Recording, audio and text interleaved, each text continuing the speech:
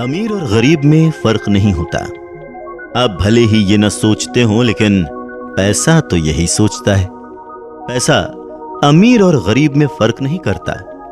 पैसे के अपने कानून होते हैं जो अमीर और गरीब पर बराबर लगते हैं। अमीर इन नियमों को समझ लेते हैं और हम इनको जान भी नहीं पाते। पैसे के लिए कोई शॉर्टकट नहीं है, न ही कोई स्कीम, और न ही पैसा कमाने के लिए अपने उसूलों से कॉम्प्रोमाइज करना पड़ता है। लोग समझते हैं कि पैसा कमाने के लिए गलत काम करने पड़ते हैं, अपने परिवार से दूर रहना पड़ता है, सेल्फिश होना पड़ता है, किसी का नुकसान करना पड़ता है। लेकिन ऐसा कुछ नहीं है, ऐसा कुछ भी नहीं करना पड़ता। पैसा कमाना ही इसीलिए है कि ज्यादा से ज्यादा दान किया जा सके। बस अपनी जरूरतें पूरी करने के बाद अच्छे काम करने के लिए जबरदस्ती खुद को सेक्रीफाइस करने की जरूरत नहीं है। आप खुद को सर्व करते हुए ही दुनिया को सर्व कर सकते हैं। आप पैसे से नेक काम करके दुनिया में बदलाव ला सकते हैं। पैसा बुराई की जड़ नहीं है, पैसा एक टूल है जिसका इस्तेमाल अच्छे और बुरे कामों के लिए किया जा सकता है।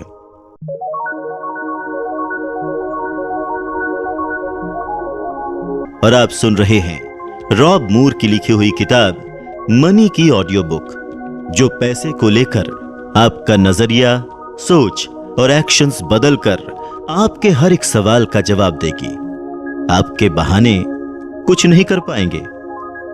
रॉब मूर दकियानूसी और चमत्कारों की बातें नहीं करते, मतलब करते हैं लेकिन चमत्कार की तरह नहीं, बल्कि एक मॉडल की तरह, एक सिस्टम की तरह, जिसे फॉलो करके आप भी पैसा कमा सकते हैं। और सिर्फ एक मॉडल नहीं, आप चुन सकते हैं, आप बना सकते हैं और बहुत सारा पैसा कमा सकते हैं। आप यही सोच रहे हैं कि दावे तो बहुत बड़े बड़े हैं, लेकिन ऐसा होता थोड़े है। लेकिन ये आप नहीं, आपका डर बोल रहा है। आप अपने आलीशान बंगले की चौखट पर खड़े हैं और अंदर आने से डर रहे हैं। यह बंगला भी आपका है, इसमें खड़ी गाड़ियां भी, इसमें काम करने वाले नौकर चाकर भी, और वो जो बीच में बड़ा सा झूला लगा है ना, आप कुछ वक्त में इससे झूल रहे होंगे। तो आइए आपकी चौखट के उस तरफ से इस तरफ तक के सफर की शुरुआत करते हैं।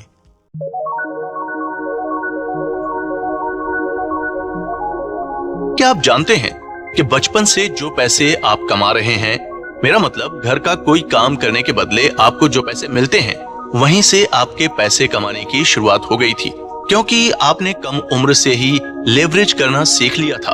क्या होता है लेवरेज और इसका मनी मेकिंग में क्या रोल है, जानने के लिए सुनते हैं अगला episode. So you own a Ferrari.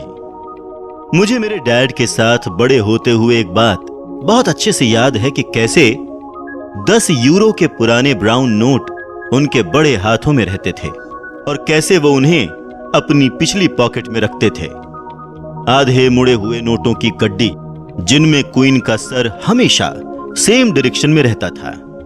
वो हमेशा कैश में ही पे करते थे और उन्हें डील्स और डिस्काउंट्स लेना बहुत पसंद था।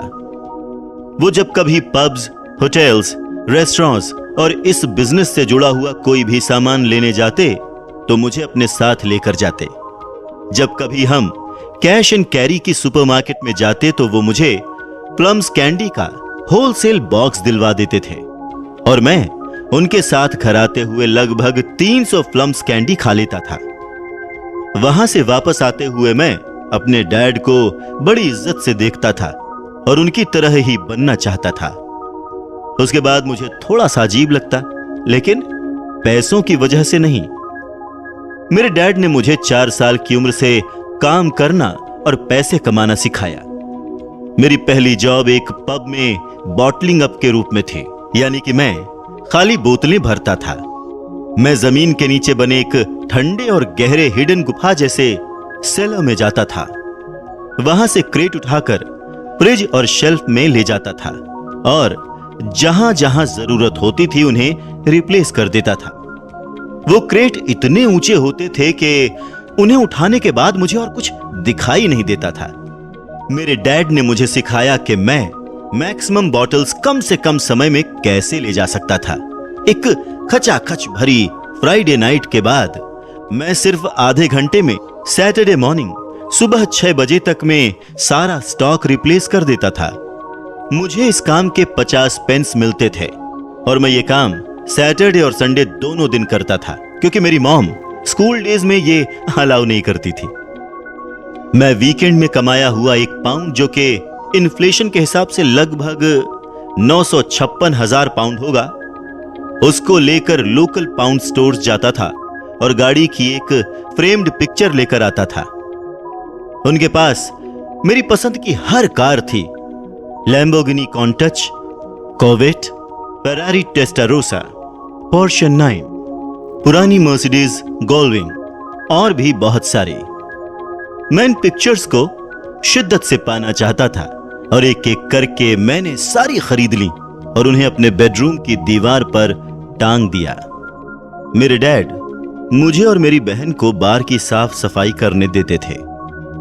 जो पब का कारपेट था वो बहुत ब्राउन और जंगल जैसा हुआ करता था, और इसका एक फायदा यह था कि अगर इस पर कोई सिक्का गिर गया तो आप उसको देख भी नहीं सकते थे।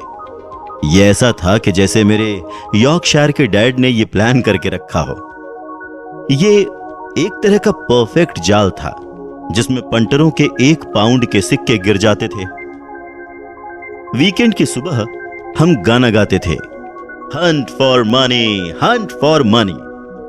साफ सफाई करते हुए जब हमें सिक्कों के छोटे छोटे पाउच मिलते थे और हम उन्हें रख सकते थे। जब भी हमें सिक्के मिलते तो डैड कहते, like a fly to shit, और वो बहुत खुश होते थे। जैसे जैसे हम बड़े हुए, पैसे कमाने की चाहत भी बड़ी हुई। पब्स और होटल्स में बड़े होने का फायदा यह था कि हम बहुत ही छोटी सी उम्र में इंडिपेंडेंट और एंटरप्रेन्योरियल हो गए थे। हम लोग पब्स और होटल्स के ऊपर बने फ्लैट्स में अकेले होते थे और मुझे ये फ्रीडम बहुत पसंद थी। हमें अपनी देखभाल खुद ही करनी होती थी, और जब मैं सेकेंडरी स्कूल में गया, मैंने खाना बनाना, कपड़े धोना, प्रेस करना, साफ सफाई करना और अपनी बहन के साथ फिस्ट फाइट जैसे और जरूरी लाइफ स्किल्स सीख लिए थे। अपने अर्ली टीनेज में मैंने अपनी मॉम को एक बिजनेस प्रपोजल दिया था कि क्या वो अपना प्रेस करने का काम मुझे लेवरेज करेंगी। मैंने शायद उस समय लेवरेज शब्द इस्तेमाल नहीं किया था। प्रपोजल ये था कि मैं एक बड़ा कपड़ा 20 पेंस के लिए और छोटे कपड़े और पैंट 10 पेंस के लिए प्रेस करता था। उन्होंने मेरा प्रपोजल एक्सेप्ट कर लिया और मुझे मेरा दूसरा स्टार्टअप मिल गया था। मैंने अपना टीनेज कपड़े प्रेस करते हुए और एमटीवी पर हेड बैंगर्स बॉल देखते हुए गुजारा। जब मैंने अपना ड्राइविंग टेस्ट पास किया था, तब डैड मुझे पब के जरूरी सामान की शॉपिंग के लिए भेजते थे और मुझे उसमें से बचे पैसे रखने देते थे। मैं उन्हें बचाकर रोज गिनता था। अब थोड़ा आगे चलते हैं, लगभग 7 साल। मेरी एज 24 की हो गई थी और मैंने एक यूनिवर्सिटी में एडमिशन ले लिया था। मैंने वहां बहुत मजे किए, लेकिन शराब में अपने माँ बाप के सारे पैसे बहा दिए। मेरे पास बहुत आइडिया और ड्रीम्स थे, लेकिन वो कुछ महीनों के लिए होल्ड पर चले गए थे। और क्योंकि मेरे डैड बहुत बीमार हो गए थे, इसलिए मैं पीटरबरह वापस आ गया ताकि मैं मेरे पेरेंट्स के पब में उनकी मदद कर सकूं। मैं 4 साल बाद भी वहीं था और मेरे ऊपर बहुत कर्जा चढ़ चुका था, बहुत बुरा पर्सनल डेट। इस झंझट से थोड़ी सी राहत मुझे तब मिली जब मैं अपने एक दोस्त से गर्मियों की सुबह मिला, एक बहुत हैंगओवर के साथ, और तभी अचानक हमारे सामने से एक फेरारी F430 गुजरी। ड्राइवर ने गाड़ी की छत को नीचे करके रखा था, गाना बज रहा था और वो हवा से बातें कर रहा था। अभी तक जो गाड़ी पाने की मुझे सबसे ज्यादा ख्वाहिश थी वो फेरारी F4 ही थी। मुझे ऐसा लगा जैसे मेरी सारी यादें, एहसास और ख्वाहिशें एक गाड़ी का रूप ले चुकी हैं। खूबसूरत लाइंस, धमाकेदार एग्जॉस्ट सिस्टम और वो चमकदार लाल रंग। जैसे ही गाड़ी गुजरी, मेरी आंखों के आगे अचानक से सारी ख्वाहिशें और जज्बात स्लो मोशन में गुजरे और मैं तुरंत अपने दोस्त की तरफ पलट कर बोला, ये देखो, ये पक्का एक ड्रग डीलर है। और हम पब की तरफ चल पड़े। और वो सेंटेंस, जो कमेंट मैंने उस दिन किया, वो दिखाता है कि मेरी जिंदगी का सबसे लो पॉइंट मेरे एटीट्यूड के प्रति, मेरे बिलीफ के प्रति, पैसा, डेट का होना, मेरी कड़वाहट और जजमेंट, सब के प्रति। मैं एक खुले विचारों वाला लिमिटलेस चाइल्ड था। उसके बाद एक टीनेजर जिसके ख्वाब बहुत बड़े थे, जिसने पैसे कमाना और उसकी इज्जत करना सीखा था। मैं एक जलन करने वाला हारा हुआ इंसान हो गया था, जिसका पैसे से बहुत कंफ्यूजिंग रिश्ता था। मेरे पास इतने मैक्स आउट हुए क्रेडिट कार्ड्स थे कि वो बिल गेट्स के वॉलेट को भर सकते थे। इससे बुरा ये था कि मैं उस फेरारी चलाने वाले आदमी को जानता भी नहीं था। और ये 7 वर्ड्स का स्टेटमेंट ये बताने के लिए काफी था कि मेरे साथ जो कुछ भी गलत था वो सिर्फ पैसे की वजह से था। मुझे उस वक्त तो पता नहीं था, लेकिन उन 7 शब्दों ने यह बता दिया था मीडिया पैसों के बारे में कितना गलत है। इन 7 शब्दों ने गरीब और अमीर का जो माइंडसेट है उसको हाईलाइट किया। और ये आयरनी है कि 30 और 31 के उम्र के बीच में मैं एक मिलियनेयर बन गया। और मेरी पहली फरारी जो मैंने खरीदी वो वही फरारी थी, लाल रंग की F430 स्पाइडर। अब मुझे जज करने से पहले मेरे साथ इस पैसे की समझ में बड़े होने से लेकर कर्जे में डूबने के बाद वापस पैसा कमाने के सफर पर चलते हैं। मेरी कहानी आपकी कहानी जैसी ही है। मैं गरीब भी रहा हूं और अमीर भी, और आप इन दोनों में से एक तो रहे ही हैं। मैंने आपकी तरह पैसा कमाया भी है और गंवाया भी है। जो भी पैदा हुआ है उसके लिए ये सेम ही है। मुझे भी वही चैलेंज और वही अपॉर्चुनिटीज मिली जो कि यूके और यूएस जैसी कंट्रीज में बड़े होने वाले किसी भी एक लकी इंसान को मिलती हैं। मेरे भी पैसे के बारे में बहुत सारे नेगेटिव ख्याल थे, नेगेटिव फीलिंग्स थी, जैसे कि किसी भी यूके और यूएस जैसे देश के इंसान गरीब होते हैं। जब मैंने उस फरारी चलाते हुए इंसान को जज किया तो मैं उस समय अपने पर्सनल बिलीफ और एटीट्यूड पर प्रोजेक्ट कर रहा था। इससे उसका कोई लेना देना नहीं था। मैं उसे जानता भी नहीं था, लेकिन मुझे लगा मैं उन जैसे इंसानों को जानता हूं। अब चाहे वो मेरा फ्यूचर वर्जन हो सकता है जिसने पैसे के लिए बहुत मेहनत करके फरारी ली है, या फिर ड्रग डीलर भी हो सकता है, या फिर वो गाड़ी की टेस्ट ड्राइव भी कर रहा हो सकता है, या फिर उसने एक दिन के लिए गाड़ी किराए पर ली हो। वो कुछ भी हो सकता है। एक डेंटिस्ट हो सकता है, एक थेरेपिस्ट हो सकता है, एक फिलैंथ्रोपिस्ट हो सकता है। वो मेरी ही तरह एक सेल्समैन भी तो हो सकता है जो कि उसकी टेस्ट ड्राइव ले रहा हो। लेकिन इससे कोई फर्क नहीं पड़ता, क्योंकि बहुत सारे फरारी चलाने वाले हैं और इनको मेरी तरह स्टीरियोटाइप करना ठीक नहीं है। मैं हर वो नेगेटिव पर्सनल बिलीफ शेयर करूंगा जिन पर कि मैं 25 सालों के बाद भी विश्वास करता रहा हूं। मैं वो बिलीफ भी आपसे शेयर करूंगा जो मुझे लगभग 500 मिलियन लोगों को पैसे के बारे में एजुकेट करते हुए हासिल हुए हैं, जिसे शायद आप लोग रिलेट करेंगे। और शायद इसी वजह ने आपको इस किताब की तरफ खींचा है। जब मैं एक फर्स्ट वर्ल्ड पुअर इंसान था, तब मैं ये साबित नहीं कर सकता था कि फरारी चलाने वाले कैसे होते हैं, क्योंकि मैं किसी को जानता ही नहीं था।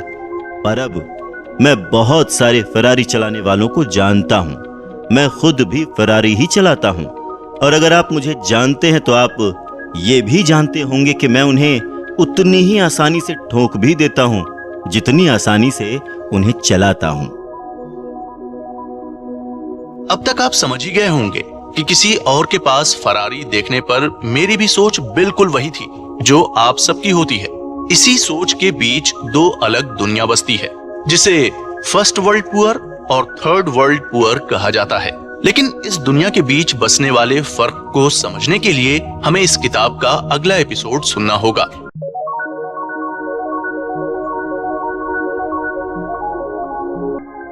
First world poor. जब हम पैसे की बात करते हैं तो फर्स्ट वर्ल्ड और थर्ड वर्ल्ड के बारे में डिफरेंस जानना जरूरी हो जाता है। मैं लकी हूं कि मैं एक ऐसे परिवार में पैदा हुआ जो पानी अफोर्ड कर सकता था। हमें 30 मील तक पानी भरने के लिए नहीं जाना पड़ता था। मैं बेहद लकी था कि मुझे वैक्सीनेशंस, साफ सफाई, एक अच्छा हेल्थ केयर सिस्टम, एक अच्छा पुलिस सिस्टम और कैपिटलिस्ट फ्री मार्केट सोसाइटी मिली। मुझे मेरे सामान पर मालिकाना हक भी था और मैं एंटरटेनमेंट को लेवरेज करके वर्ल्ड वाइड वेब से जुड़ सकता था। मैं अनग्रेटफुल होऊंगा अगर मैं इतनी अच्छी सोसाइटी, फैमिली और गवर्नमेंट की शानदार अपॉर्चुनिटीज को ब्लेम करूंगा या उनके बारे में शिकायत करूंगा। अपने गरीबी के दिनों में मैंने बहुत बार इन चीजों की शिकायत की है और मैं यकीन से कह सकता हूं आपने भी की ही होगी। लेकिन इस तरह का बिहेवियर पैसे को दूर भगाता है। सब लोग बराबर पैदा नहीं होते हैं। थर्ड वर्ल्ड में तो डेवलप्ड जगहों पर पैदा हुए लोग भी बहुत गरीबी में पैदा होते हैं। इसमें उनकी कोई गलती नहीं होती और न ही उनके पास कोई चॉइस होती है। उनकी किस्मत में लिखा होता है कि उन्हें उस वक्त बेसिक जरूरी चीजें और एजुकेशन नहीं मिलेगी जो हम फर्स्ट वर्ल्ड में रहने वालों को मिलती है। इसके अलावा बाकी सबको बराबर और भरपूर अपॉर्चुनिटीज मिलती हैं। सुरक्षा और जरूरी चीजों के साथ साथ इंटरनेट से सभी तरह की इंफॉर्मेशन की जानकारी भी मिलती है, जिसे जब तक हमारे पास वाईफाई है हम सेल्फ इंप्रूवमेंट के लिए इस्तेमाल कर सकते हैं। इस किताब से गुजरते हुए पुअर शब्द बहुत बार इस्तेमाल होगा और उसका मतलब फर्स्ट वर्ल्ड पुअर रहेगा। हम में से जो इतने लकी हैं कि हमें अपॉर्चुनिटी मिली है, उनको थर्ड वर्ल्ड में रहने वाले उन लोगों की जरूर ही मदद करनी चाहिए जिनके पास अपने हिस्से की अपॉर्चुनिटीज हैं। हम लोग बहुत रईस हो सकते हैं और उन लोगों की मदद कर सकते हैं। तो ये किताब पैसे के साथ आई उसके अच्छे इस्तेमाल की जिम्मेदारी को कवर करेगी, लेकिन उससे पहले आपके पास भरपूर पैसा होना चाहिए। इस बारे में बिल गेट्स ने बहुत खूब कहा है, if you are born poor it is not your mistake, but if you die poor is your mistake. तो समझे आप, अगर आप रोटी, कपड़ा, मकान के अलावा अच्छे स्कूल और फैसिलिटीज का फायदा उठा सकते हैं तो आप फर्स्ट वर्ल्ड पुअर में शामिल होते हैं और अपने हालात को सुधार सकते हैं, क्योंकि हम सब एक ऐसे सिस्टम का हिस्सा हैं जहां इकोनॉमिक्स का अपना अलग रोल है। इस रोल को बेहतर समझने के लिए चलिए शो का अगला एपिसोड सुनते हैं और जानते हैं इसके बेनिफिट्स।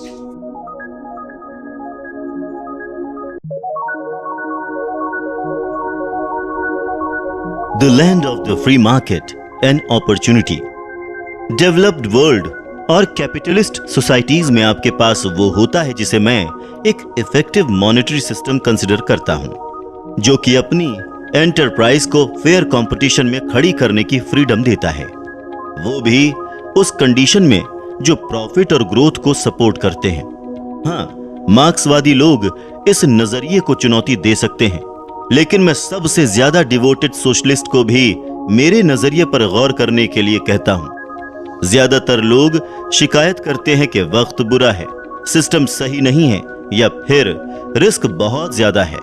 वो टैक्स, लालच और बड़े व्यापारियों को दोष देते हैं कि वो अपना काम एस्टैब्लिश नहीं कर पा रहे हैं। जिस फ्री मार्केट सोसाइटी में मैं पैदा हुआ हूं वो एक इकोनॉमिक सिस्टम है जिसका मैं बहुत आभारी हूं। यहां पर प्राइवेट बिजनेस बिना किसी रिस्ट्रिक्शंस के कंपटीशन के साथ मिलकर प्राइस तय करते हैं। यहां बायर्स और सेलर्स दोनों ही अलर्ट हैं और बिना किसी इंटरफेरेंस के डील कर सकते हैं। ये सिर्फ डिमांड और सप्लाई और फेयर रेगुलेशन से अफेक्टेड होते हैं। फ्री मार्केट बिजनेस की जरूरत के साथ साथ एक एंजॉयबल फैक्टर है जिससे उसके प्रॉफिट पर कोई रिस्ट्रिक्शन ना रहे।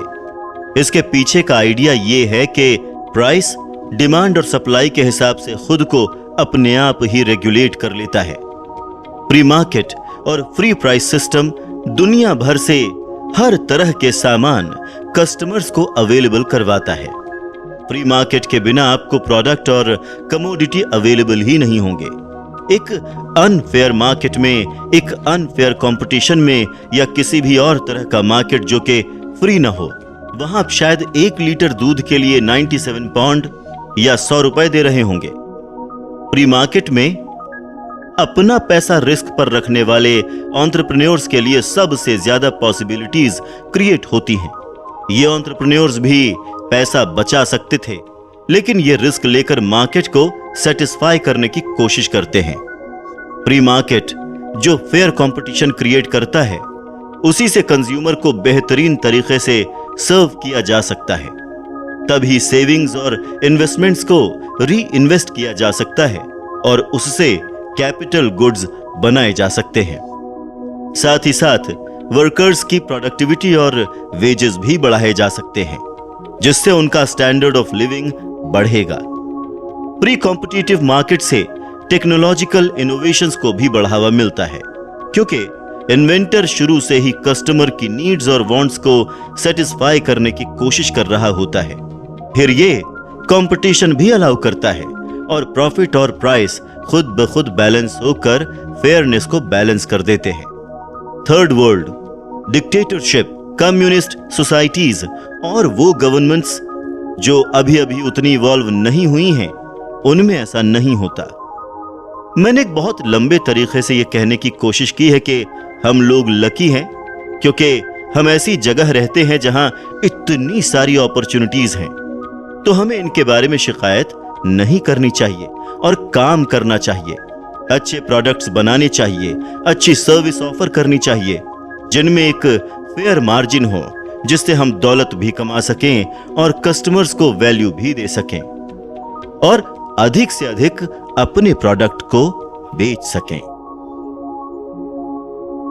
फ्री मार्केट कितना इंपॉर्टेंट और बेनिफिशियल फैक्टर है, इसे तो हमने इस एपिसोड में जान लिया, पर टेक्निकली ये सब मनी के लिए ही होता है। फिर चाहे इसकी बात कोई एक इंसान करे, कोई एक स्टेट या कोई एक गवर्नमेंट, लेकिन हम आपसे जानना चाहते हैं, व्हाट इज मनी? आपके मुताबिक मनी क्या है? आप कहेंगे पैसा, लेकिन ये तो मनी का सामान्य अर्थ हुआ। मनी का असली मतलब लेखक ने अगले एपिसोड में बताया है। आइए उसे सुनकर मनी को न सिर्फ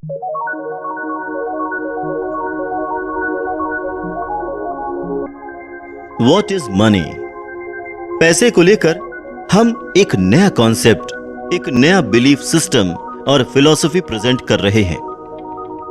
इतिहास में अब तक जिनके पास भी दौलत बहुत ज्यादा रही है, उनके अंदर 3 चीजें कॉमन थी। उनमें से एक है पैसे को लेकर अंडरस्टैंडिंग कि एग्जैक्टली पैसा है क्या। वो अपने गिल्ट से, अपनी बिलीफ से, अपने रिलीजन और कल्चर की अपब्रिंगिंग से ऊपर उठ सके। वो आम सोच से ऊपर उठकर समझ सके कि पैसे का नेचर और उसका असली मतलब क्या है। इस किताब का एक मकसद ये भी है कि आपको इस बारे में क्लैरिटी मिले कि पैसे का असली मतलब क्या होता है, क्योंकि जब आपको एक बार पता चल जाएगा कि पैसा क्या है, आप भी बेइंतहा दौलत इकट्ठी कर सकेंगे और वो दौलत इतनी होगी कि आपका बैंक अकाउंट आपके फोन नंबर जैसा दिखने लगेगा। ये किताब आपको रियल और एक्यूरेट गहरी अंडरस्टैंडिंग देगी कि पैसा क्या है, इसका पर्पस क्या है, इसका इतिहास क्या है और इसके पीछे का सिस्टम क्या रहा था। इसको नेचुरल और इकोनॉमिक लॉ कैसे गवर्न करते हैं, ये कैसे फ्लो करता है और कैसे ऑपरेट करता है। आप अपनी नॉलेज को कैसे लेवरेज करके ज्यादा पैसा बना सकते हैं, ग्रो कर सकते हैं और कैसे ज्यादा वापस कर सकते हैं, सोसाइटी को दे सकते हैं।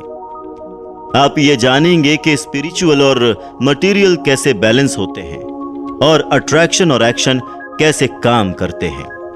द मनी फिलॉसफी एक माइंडसेट देती है, एक स्किल सेट देती है और इमोशन को काबू करने के तरीके भी सिखाती है। ये पैसों की फिलॉसफी है और जिंदगी जीने का एक तरीका भी है, जिससे आप अपना हाईएस्ट पर्पस पा सकें, पैसों को अच्छे के लिए इस्तेमाल कर सकें और बदलाव लाकर अपनी लेगेसी बना सकें। हम सब में कुछ न कुछ बिलीफ होते ही हैं, जो कि बड़े होते हुए हमारे आसपास की सराउंडिंग से हमारे अंदर आ जाते हैं। ये बिलीफ हमारे दुनिया देखने के तरीके और नजरिए के साथ साथ पैसा और दौलत को देखने के तरीके को भी बदल देते हैं, और ये भी कि हमारे पास कितनी दौलत है और कितनी नहीं है। ये किताब उन सारे मिथ्स, हिडन सीक्रेट्स को तोड़ देगी और उन सब चीजों के खिलाफ बोलेगी जो आपको पैसा कमाने से रोक रहे हैं। मनी एक किताब है जिसका ये क्लेम है कि ये पर्सनली और ग्लोबली बहुत बेनिफिशियल रही है। ये एक पॉजिटिवली बायस्ड किताब है जो कि दौलत के फायदे बताती है और सबूतों के आधार पर उन सारे आर्गुमेंट्स को खारिज कर देती है जिसे मीडिया ने वन साइडेड व्यू से दिखाते हुए पैसे को खराब साबित किया है। और इन सब के साथ ही असली दुनिया में काम आने वाली समझ भी ये किताब देती है। अगर आप 5 मिनट में अमीर होने के तरीके ढूंढ रहे हैं तो आप गलत जगह पर हैं। अगर आप कोई पिरामिड स्कीम जैसी स्कीम ढूंढ रहे हैं तो भी आप अपना कीमती वक्त इस किताब पर वेस्ट ना करें। यह किताब बेग, बोरो, स्टील नहीं है। लेकिन अगर आप सच में एक सच्चा गाइड चाहते हैं जो आपको बता सके कि दौलत कैसे जल्दी और रियलिटी के दायरे में कमाई जा सकती है, तो यह किताब आपकी मदद कर सकती है। अगर आप लंबे वक्त तक और रियलिस्टिकली दौलत कमाना चाहते हैं तो मुझे बेहद खुशी है कि आपकी और मेरी मुलाकात हो गई। पॉपुलर बिलीफ से हटकर मैं ये बताना चाहता हूं कि आप पैसा भी कमा सकते हैं और खुश भी रह सकते हैं। आप दौलत कमाते हुए भी एक बहुत अच्छे इंसान, बहुत अच्छे पेरेंट और पार्टनर हो सकते हैं। आप पैसा कमाते हुए भी बदलाव ला सकते हैं। आपको खुशी होगी ये जानकर के इस किताब में एक चैप्टर इसी टॉपिक पर है और यह किताब आपको बताएगी कि आप बहुत सारी दौलत कमा कर भी स्वर्ग जा सकते हैं। मनी फिलॉसफी को बताने का मकसद यह भी था कि आप पैसे को न सिर्फ कमाएं बल्कि उसे समझें भी। अब अगर इसे समझने के बाद आप वाकई बदलाव लाना चाहते हैं और पैसा कमाने के साथ साथ दूसरों को भी सर्व करना चाहते हैं तो बिना देरी अगले एपिसोड को प्ले कीजिए। उस एपिसोड में लेखक ने बताया है कि कैसे आप पैसे के साथ सेल्फिश और सेल्फलेस दोनों रह सकते हैं।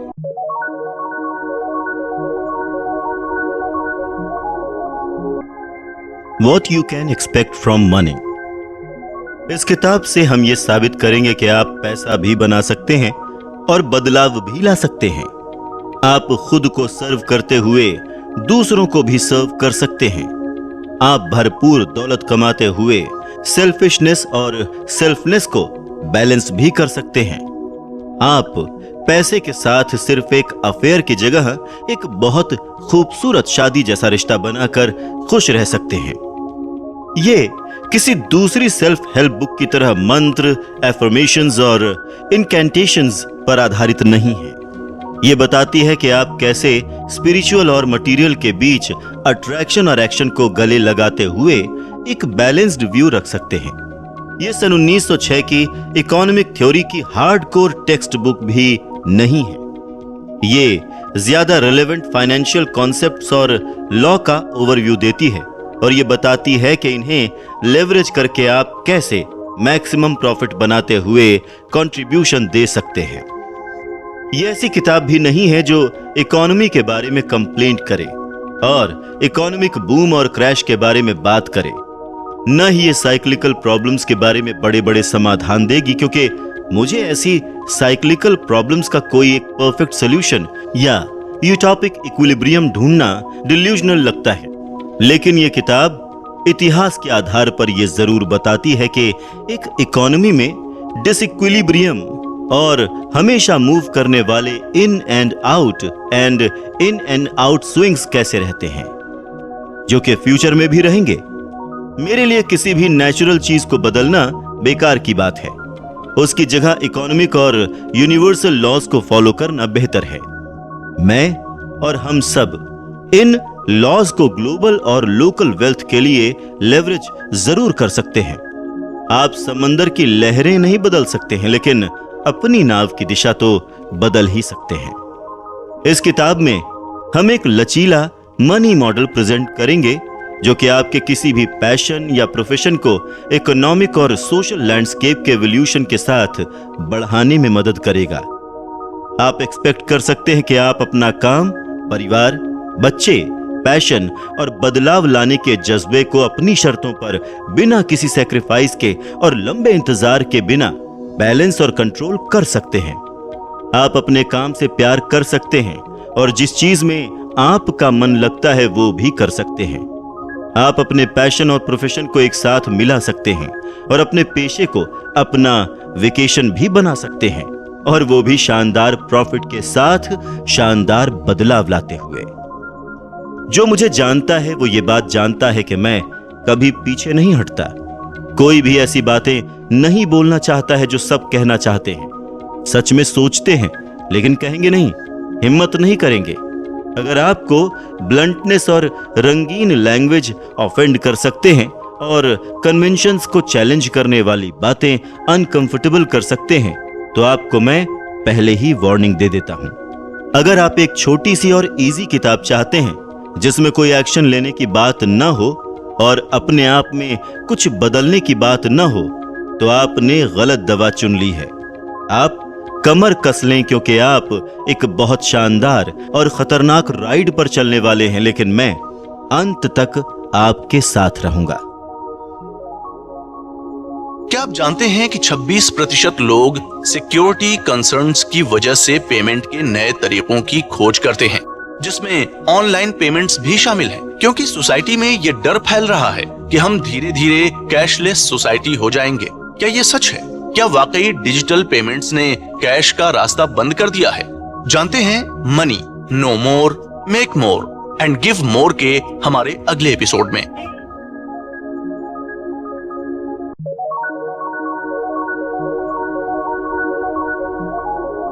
से की आपदा, A disruption in finance।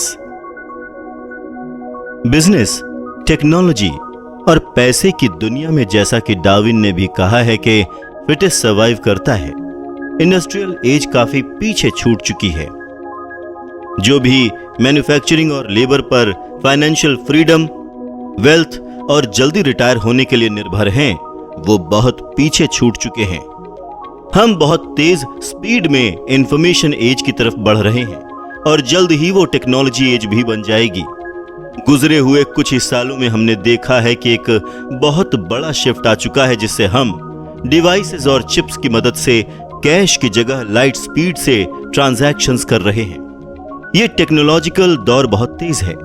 Gordon मूर का लॉ कहता है कि कंप्यूटर्स की प्रोसेसिंग पावर हर 2 साल में डबल हो जाएगी। उन्होंने ये ऑब्जर्व किया था कि एक स्क्वायर इंच पर जो ट्रांजिस्टर्स का नंबर है वो हर साल डबल हो रहा है। कंपाउंड इफेक्ट की वजह से जो मोमेंटम बनेगा वो बहुत लंबे वक्त तक चलेगा। 50 सालों तक मूर के लॉ में कोई बदलाव नहीं आया है और ये लगभग 2 बिलियन तक का फैक्टर बन चुका है। इसका बहुत बड़ा असर पैसे की रफ्तार पर पड़ता है, क्योंकि प्लेटफॉर्म्स और अलग अलग तरीकों के बढ़ने से बहुत ज्यादा तेजी आ चुकी है।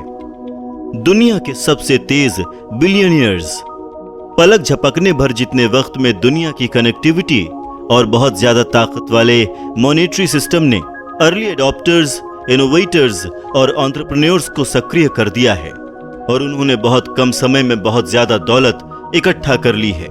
द हसल के मुताबिक फास्टेस्ट बिलियनियर्स की लिस्ट देखेंगे तो 10 में से 9 सन 1987 के बाद के बिलियनियर्स हैं। चौंकाने वाली बात है कि इनमें सबसे स्लो गेट्स थे, जो कि सबसे बूढ़े थे।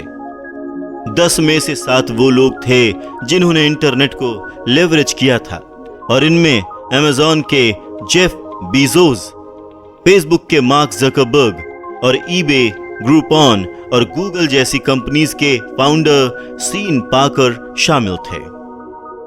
Money epidemic. आप अपने हाथ में एक छोटे से डिवाइस के जरिए स्पीड ऑफ लाइट से दुनिया में कहीं भी पैसा एक्सचेंज कर सकते हैं। आने वाले वक्त में ये transactions virtual reality, artificial intelligence, internet, chips और बहुत और अलग नए जरियों से कर सकेंगे। आपको सिर्फ वाईफाई की जरूरत होगी। आप अपनी दुकान और बिजनेस बिना किसी स्टाफ, इन्वेंटरी और ना के बराबर ओवरहेड्स के और किसी और के सर्वर पर निर्भर हुए बिना भी शुरू कर सकते हैं। जैसे ही आप लॉगिन करेंगे, आपको मुफ्त में करोड़ों कस्टमर्स और फॉलोअर्स मिल जाएंगे।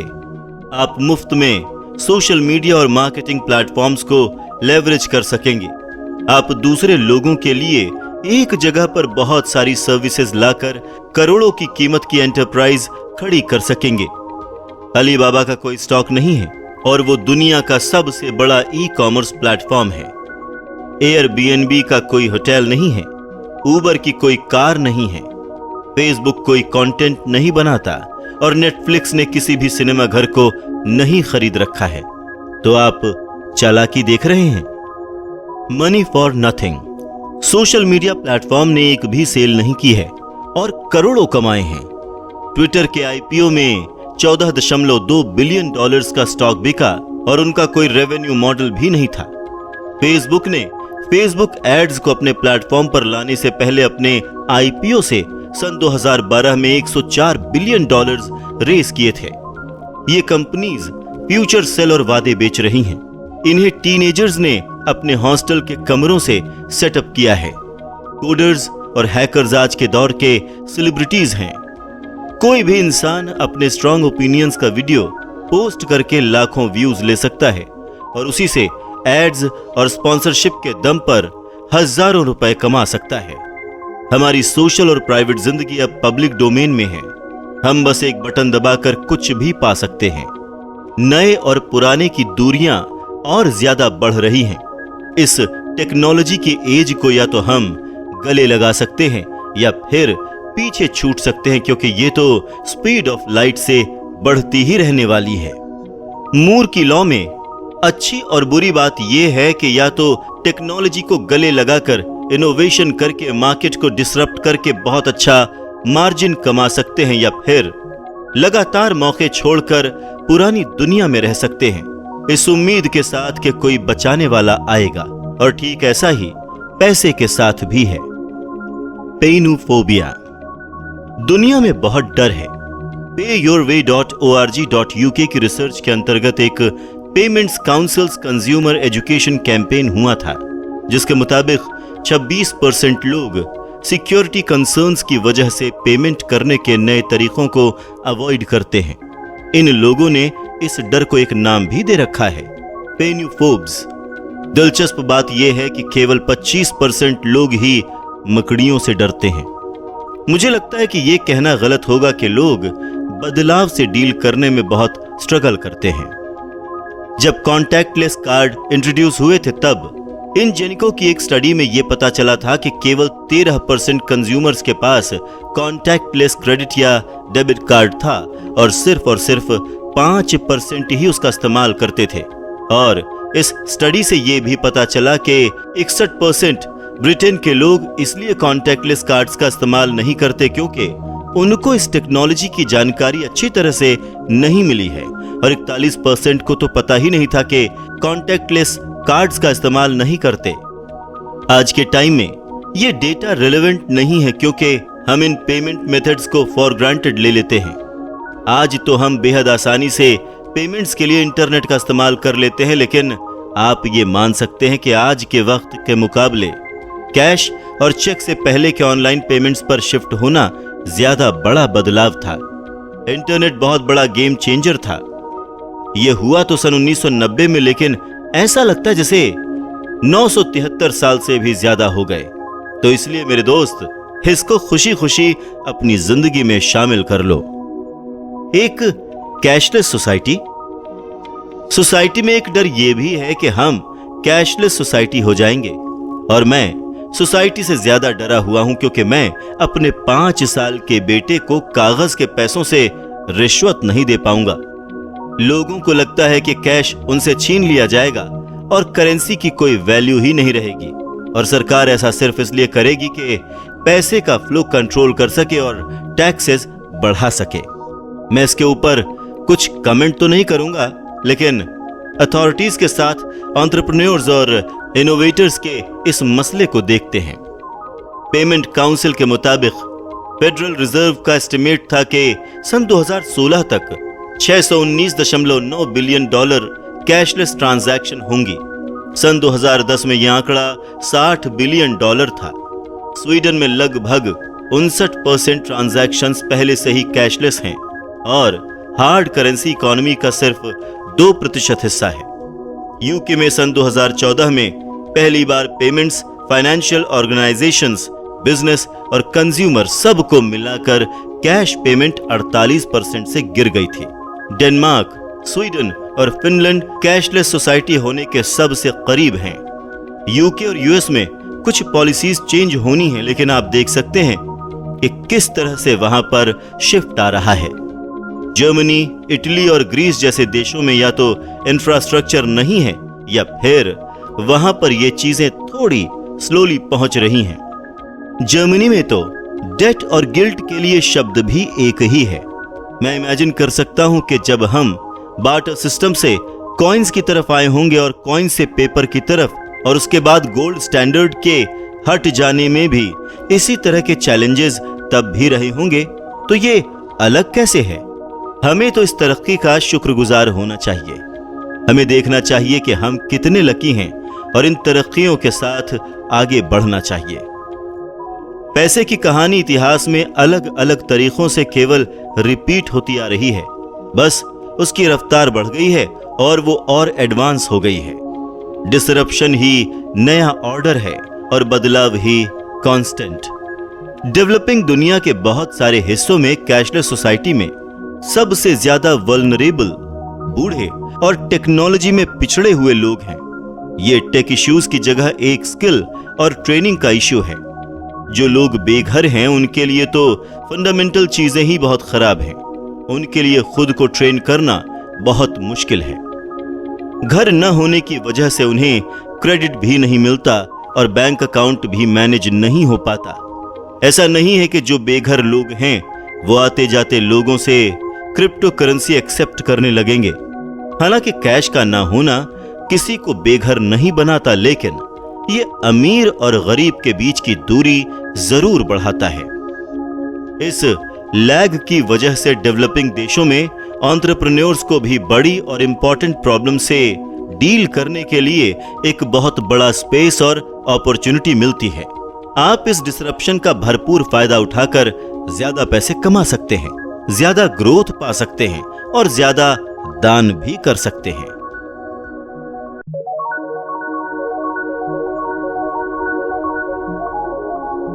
Disruption to the banking system. उधार लेने वालों को उधार देने वालों से कनेक्ट करवाने वाले कुछ प्लेटफॉर्म्स होते हैं, जिन्हें पीयर टू पीयर या फिर ऐसा कहें कि मार्केट प्लेस लैंडिंग प्लेटफॉर्म भी कहा जा सकता है। जोपा, फंडिंग कैपिटल और रेट सेटर जैसे इन प्लेटफॉर्म्स ने उधार लेना देना बहुत आसान कर दिया है। इन प्लेटफॉर्म्स की तेजी से उधार लेने और देने की खासियत की वजह से लेंडिंग बिजनेस एक शानदार अपॉर्चुनिटी में बदल गया है और ये बहुत सारे लोगों के लिए बहुत ज्यादा एक्सेसिबल भी हो गया है। ये बहुत कन्वीनियंट भी है और भीड़ भी इकट्ठा कर सकते हैं। इनका नेचर ही ऐसा है कि ये किसी भी मैच्योर और मोनोपोलिस्टिक मार्केट को डिसरप्ट कर सकते हैं। आप खुद भी इन डिसरप्शंस को देख सकते हैं, अपने लिए भी एक अच्छी इनकम बना सकते हैं, अपना काम कर सकते हैं और अपने आइडिया को भी आगे ले जा सकते हैं। लिबरम ऑल्ट 5 वॉल्यूम इंडेक्स एक ऐसा इंडेक्स है जो कि पीयर टू पीयर लेंडिंग, एक व्यक्ति से दूसरे व्यक्ति को उधार देने के डेटा को ट्रैक करता है। उनके हिसाब से यूके में तकरीबन 4.3 बिलियन पाउंड की लेंडिंग होती है। जिस सेक्टर को आए हुए अभी 10 साल ही हुए हैं, उसके लिए ये बुरा नहीं है। आपके पास लाखों लोगों की एक्सेस है, आप किसी को भी पैसा दे सकते हैं। सबका अपना अपना रिस्क प्रोफाइल है और सबका रिस्क भी कम हो जाता है क्योंकि बहुत सारे लोग मिलकर पैसा देते हैं। और ये सब करने के लिए आपको जरूरत है तो सिर्फ एक मोबाइल की। आपके पास एक धांसू आइडिया है स्टार्टअप के लिए, तो आप किक स्टार्टर कैंपेन पर मिनटों में उसके लिए अलग अलग तरीकों की फंडिंग ले सकते हैं। सब लोग मिलकर आपको पैसा देंगे तो आपका और उनका दोनों का रिस्क कम हो जाएगा। जब से किक स्टार्टर कैंपेन शुरू हुआ है, करीबन आधे लोगों को उस पर अच्छी फंडिंग मिली है। ये 10 साल पहले तक थे भी नहीं। आपको सूट पहनकर एक बैंकर के पास जाकर पैसों के लिए गिड़गिड़ाना पड़ता था, लेकिन इनकी वजह से अब ऐसा नहीं करना पड़ता। इलेक्ट्रॉनिक और क्रिप्टो करेंसीज, पैसे का खेल बदलने वाली और रफ्तार बढ़ाने वाली जो सबसे रीसेंट टेक्नोलॉजी आई है वो है इलेक्ट्रॉनिक करेंसी। इसका बेहतरीन एग्जाम्पल है बिटकॉइन। बिटकॉइन डिजिटल है और क्रिप्टोग्राफी पर बेस्ड है।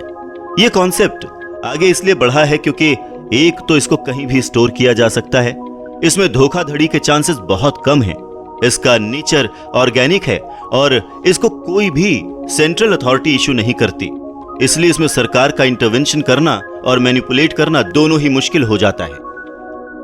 जैसे जैसे करेंसी पर्सनल हो रही है, बदलाव और डिसरप्शन का एक बहुत बड़ा स्पेस क्रिएट हो रहा है।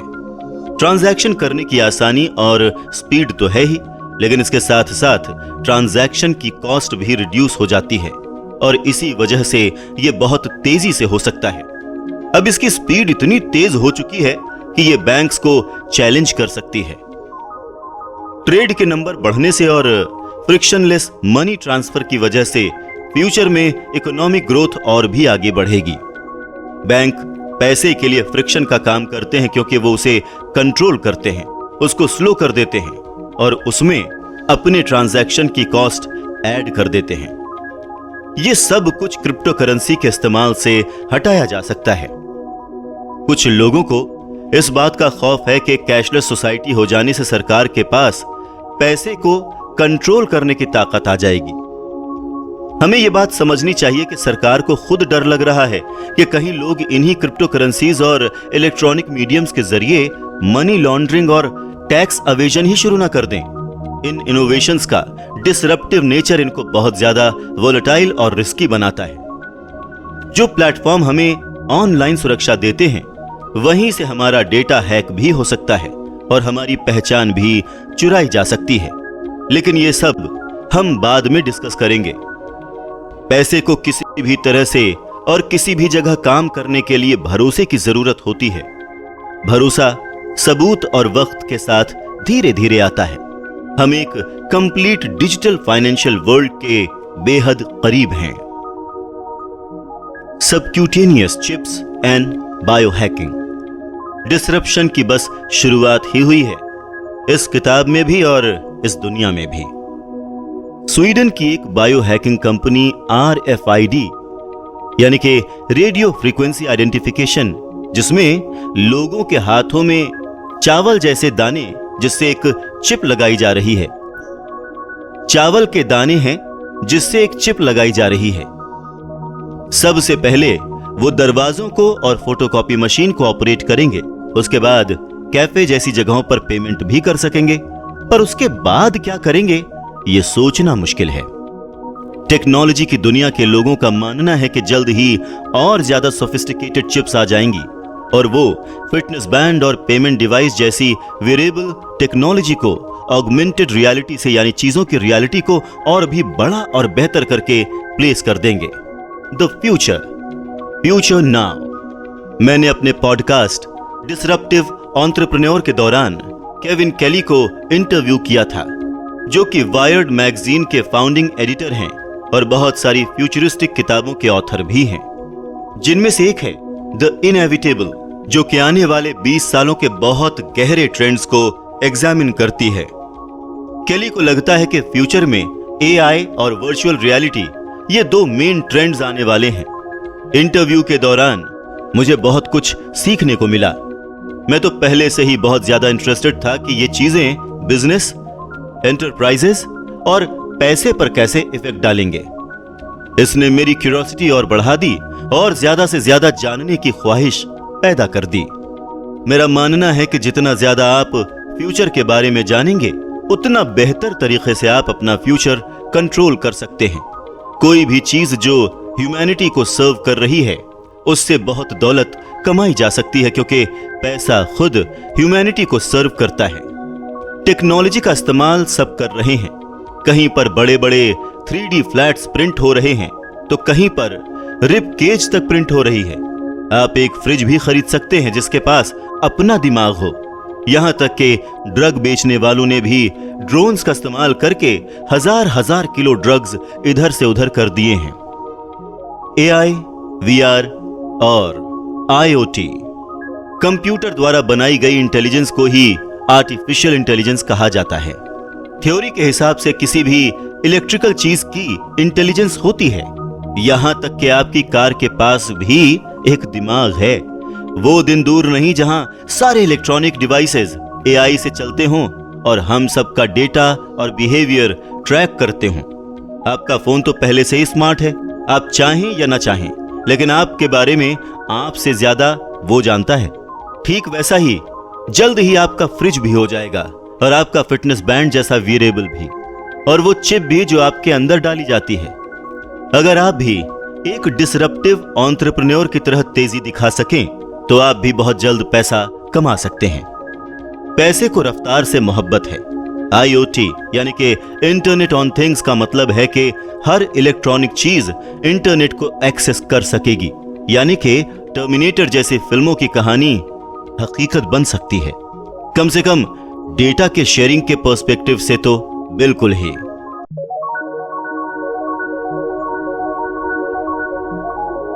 Back to reality. बदलाव अपने साथ बहुत बड़ी बड़ी अपॉर्चुनिटीज लेकर आता है।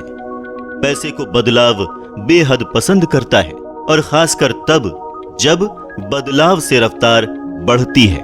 डार्विन की भाषा में सबसे ताकतवर भी सरवाइव नहीं कर सकेगा, नहीं सबसे ज्यादा होशियार। सिर्फ वो कर सकेगा जो अपने आसपास होने वाले बदलाव के साथ जुड़ सकेगा। आपको फाइनेंस और पैसे की दुनिया में बदलाव और डिसरप्शन से हाथ मिलाना चाहिए। अगर बहुत सारे लोग डर रहे हैं तो आप इसको अपॉर्चुनिटी की तरह देखें, क्योंकि कंपटीशन कम हो चुका है। पैसे के बारे में एक बात और है कि उसके इवोल्यूशन के साथ साथ उसकी रफ्तार भी बहुत बढ़ी है। पहले वो जानवर की स्पीड से चलता था, फिर मशीन की स्पीड से चला, फिर फोन की, और फिर लाइट की स्पीड से। फ्यूचर में शायद इसकी रफ्तार और तेज हो जाएगी। पैसा बहुत तेज रफ्तार रखता है और इसकी रफ्तार देखने लायक होती है। जब ये गरीब से अमीर के पास जाता है, और तब भी जब ये पैसे की वैल्यू न करने वाले के हाथ से वैल्यू करने वाले के हाथ में जाता है। आपके लिए अपॉर्चुनिटी रहती है कि आप ज्यादा एंटरप्राइज, अच्छी इकोनॉमी और ज्यादा दौलत इकट्ठा कर सकें।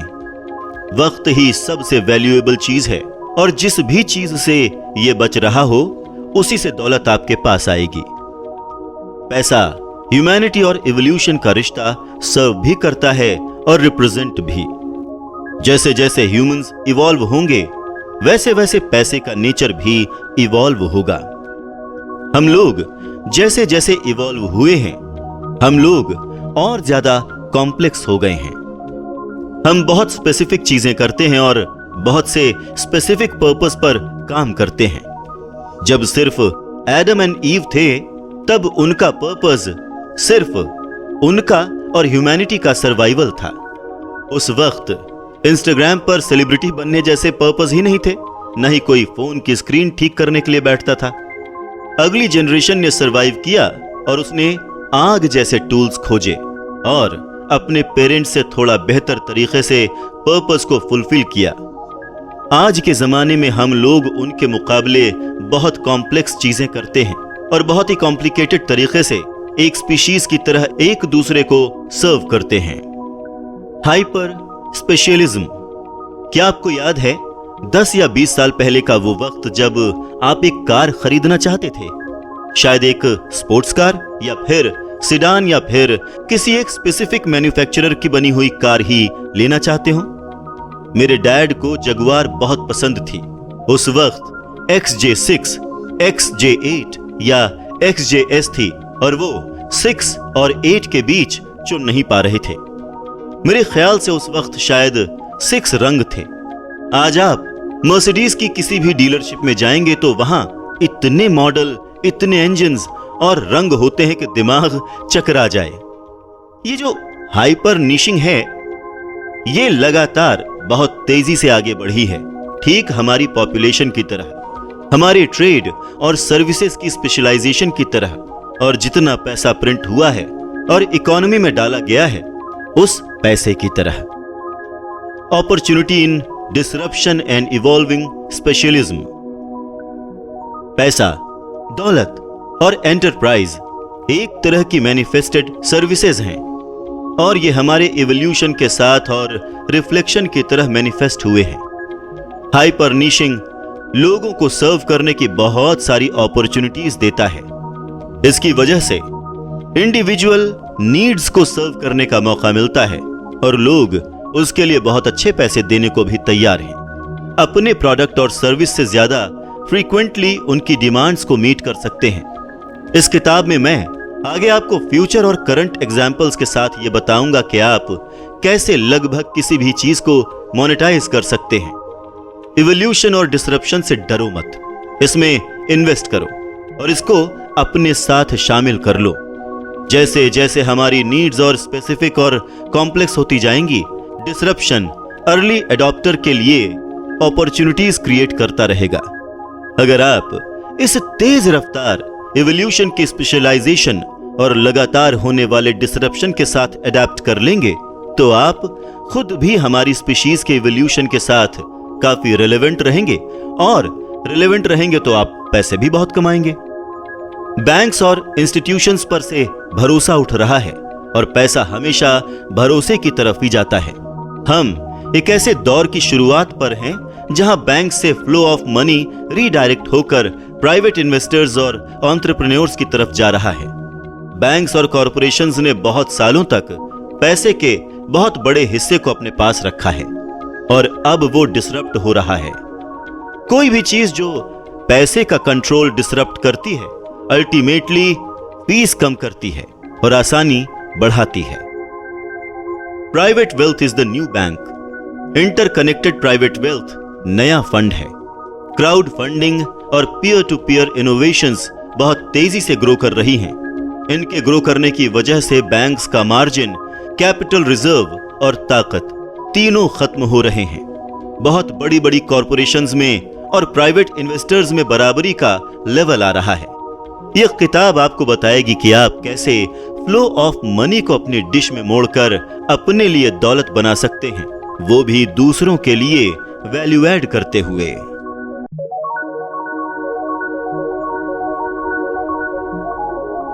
Major money myths. लोग कहते हैं कि पैसा आपको खुश नहीं रख सकता, कहते हैं ना, लेकिन ऐसा नहीं है। पिछले 10 सालों में मुझे ऐसा मिलियनियर या बिलियनियर नहीं मिला जिसने कहा हो कि पैसा उसे खुश नहीं करता।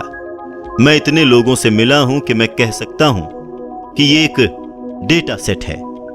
मैंने कभी किसी दौलतमंद आदमी को यह कहते हुए नहीं सुना कि मुझसे पैसे ले लो, लेते जाओ, इससे मुझे खुशी नहीं मिलती।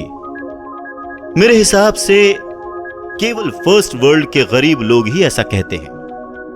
यह कल्चरल इन्फ्लुएंस साउंड बाइट है जिससे मिलियन से ही उनकी रियलिटी बनती है। लेकिन गरीब लोगों के पास क्या सबूत है इस बात का कि पैसा उन्हें खुश नहीं कर सकता? उनके पास तो है ही नहीं। यह तो ऐसा हुआ कि किसी बच्चे ने आज तक पिज्जा खाया ही ना हो और इसीलिए वो कह रहा हो कि यह खराब है। मिशिगन यूनिवर्सिटी के रिसर्च डिपार्टमेंट ने एक सर्वे किया था। उस सर्वे में 3 चीजें उनके सामने आईं। पहली, लोग सबसे ज्यादा किसकी चिंता करते हैं। दूसरी, लोगों को सबसे ज्यादा क्या खुश करता है। और तीसरी, लोगों को सबसे ज्यादा दुखी क्या करता है।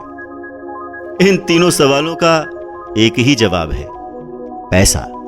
हां, यह बात भी ठीक है कि खुश होने के लिए केवल पैसा काफी नहीं है।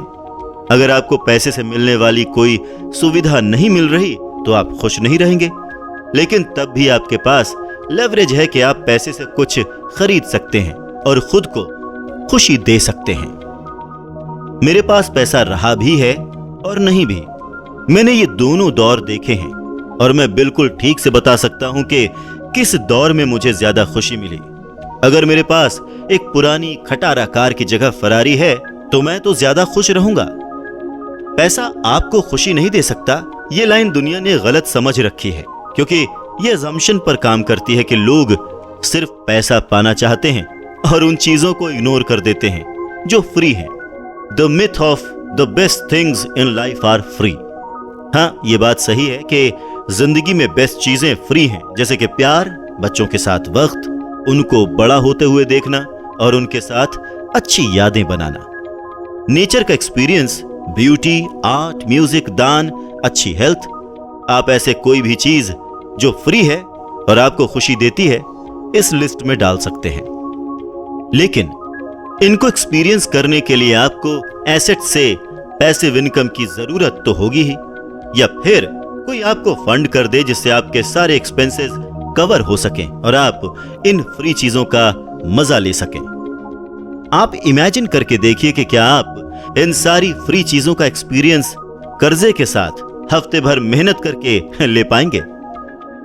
पैसा और खुशी एक दूसरे पर डिपेंडेंट नहीं है और इसके आधार पर आप 4 तरह के कॉम्बिनेशंस में से किसी एक में आ सकते हैं। आप अमीर हैं और खुश हैं, आप अमीर हैं और खुश नहीं हैं, आप गरीब हैं और खुश हैं, आप गरीब हैं और खुश नहीं हैं। इसके आधार पर ही एक चौंकाने वाली बात मैं आपसे पूछना चाहता हूं कि क्या पैसा और खुशी एक साथ एग्जिस्ट नहीं कर सकते? पैसा खुश रखता है क्योंकि आप इसी से वो सारी चीजें कर सकते हैं जो आपको खुशी देती हैं। पैसा एक व्हीकल है जिसके द्वारा उन सारी चीजों का मजा आप ले सकते हैं जिनका मजा आप लेना चाहते हैं। अगर आपको ज्यादा खुशी चाहिए तो खुशी के ऊपर काम कीजिए, अगर आपको ज्यादा पैसा चाहिए तो पैसे के ऊपर काम कीजिए। आप ये मत सोचिए कि पैसा होगा तो खुशी होगी या फिर खुशी होगी तो पैसा होगा। अपने आसपास वो समृद्धि रखिए जिससे आप पैसा बना सकें, क्योंकि इतिहास के सबसे दौलतमंद लोगों ने यही किया है। यह सिर्फ इतनी सी बात नहीं है कि आप खुले दिल से खर्च कर पाएं, उससे कहीं ज्यादा बड़ी बात यह है कि आप इकोनॉमी को बनाएं और पैसे की वेलोसिटी को समझें।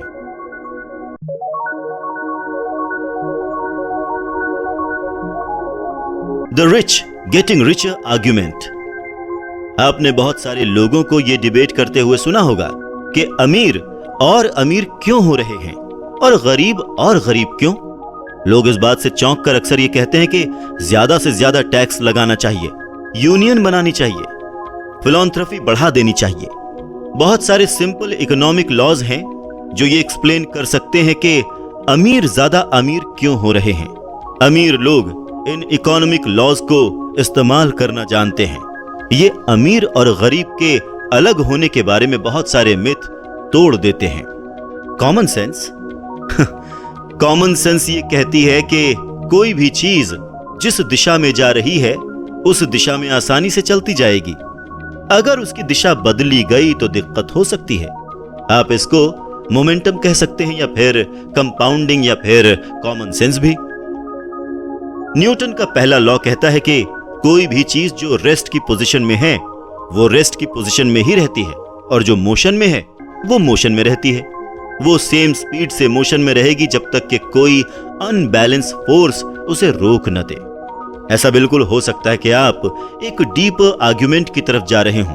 वो ये कि अमीर इसलिए अमीर हैं क्योंकि वो पहले से ही अमीर हैं और गरीब इसलिए गरीब हैं क्योंकि वो पहले से ही गरीब हैं। लेकिन किसी भी बात को सिर्फ इसीलिए खारिज नहीं करना चाहिए कि वो सिंपल है। अगर आप दौलत की दिशा में जा रहे हैं तो ऐसा हो सकता है कि अभी आपको अपनी मंजिल न मिली हो, लेकिन जाते रहिए, चलते रहिए, आपको मंजिल जरूर मिलेगी। Balanced economics. किसी भी मॉनेटरी सिस्टम में सारे खर्चे सारी इनकम के बराबर ही होने चाहिए। लोग पैसे जलाते नहीं, और अगर वो जलाते भी हैं तो भी जला हुआ पैसा सिस्टम से बाहर चला जाएगा और उसके बाद खर्चे और इनकम दोबारा खुद को बैलेंस कर लेंगे। एक इकोनॉमी में जब पैसा प्रिंट होता है तब भी खर्चे और इनकम उसको बैलेंस कर लेते हैं। इसलिए किसी भी समय पैसे का अमाउंट सर्कुलेशन में रहता है। जो लोग इसे प्रोडक्ट या सर्विस के लिए खर्च कर रहे होते हैं उनके पास से ये उन लोगों के पास जाता है, वही प्रोडक्ट और सर्विस बेच रहे होते हैं। पैसा कंज्यूमर्स के पास से प्रोड्यूसर्स के पास मूव करता है। बैलेंस हमेशा नहीं रहता और इसकी वजह है प्रोडक्ट्स और सर्विसेज की वैल्यू एक जैसी नहीं होती। लोग भी पैसे की वैल्यू एक ही तरह से नहीं करते और इसीलिए पैसा बहुत हेवी क्वांटिटी में खर्च करने वालों के पास से बेचने वालों के पास मूव करता है। दूसरे शब्दों में पैसा उनके पास नहीं रहता जो उसकी कीमत नहीं समझते और उनके पास रहता है जो उसकी कीमत समझकर उसको सेव कर लेते हैं और इन्वेस्ट कर लेते हैं। कोई कितनी भी कोशिश कर ले, पावर, रूल, यूनियन और रेगुलेशंस के दम पर पैसे को इक्वली डिस्ट्रीब्यूट करने की, लेकिन वो हमेशा अपना बैलेंस ढूंढ ही लेता है। तो अगर आप चाहते हैं कि पैसा आपको ज्यादा डिस्ट्रीब्यूट हो तो आपको विक्टिम मेंटालिटी से बचना पड़ेगा। आप सिस्टम और सरकार से भीख मांगते हुए पैसा रीडिस्ट्रीब्यूट नहीं करवा सकते। जब तक आप इस दुनिया में जिंदा हैं तब तक तो कैपिटलिस्ट सिस्टम बदलने नहीं वाला, और ये बहुत अच्छी अपॉर्चुनिटी है। तो इस अच्छी अपॉर्चुनिटी को वेस्ट करने की जगह आपको पैसे के नियम, कंपाउंडिंग, सर्विस, एंटरप्राइज जैसी चीजों के बारे में सीखना चाहिए। ये बेहद जरूरी है कि आप दौलत को समझें और उसकी वैल्यू करें। आप जितना सीखेंगे उतना कमाएंगे और आपकी तरफ और पैसा आता जाएगा।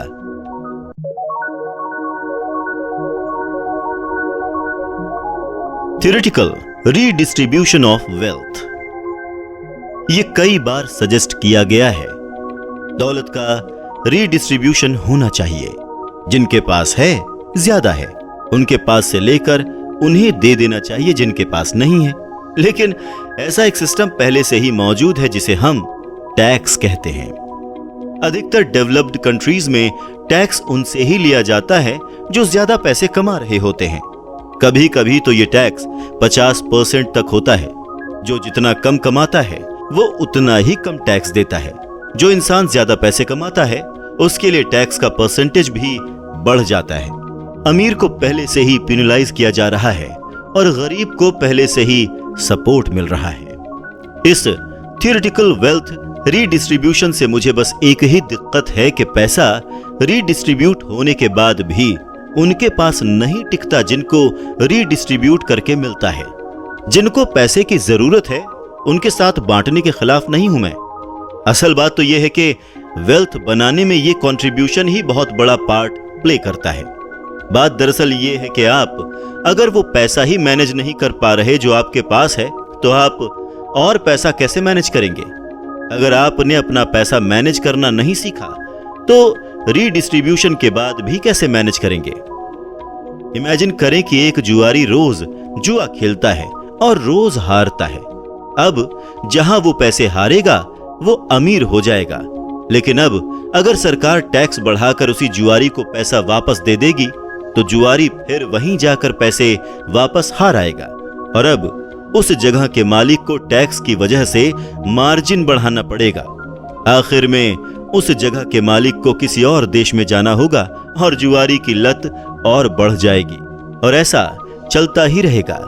शायद अगर उस जगह के मालिक को एक फेयर प्रॉफिट बनाने का मौका मिलता और उसको असिस्टेंस मिलती, टैक्स में ब्रेक मिलता और स्टार्टअप करने का इंसेंटिव मिलता, कंपटीशन होता और उसके साथ प्राइस भी सेल्फ रेगुलेटेड होता तो शायद सिस्टम काम कर सकता था।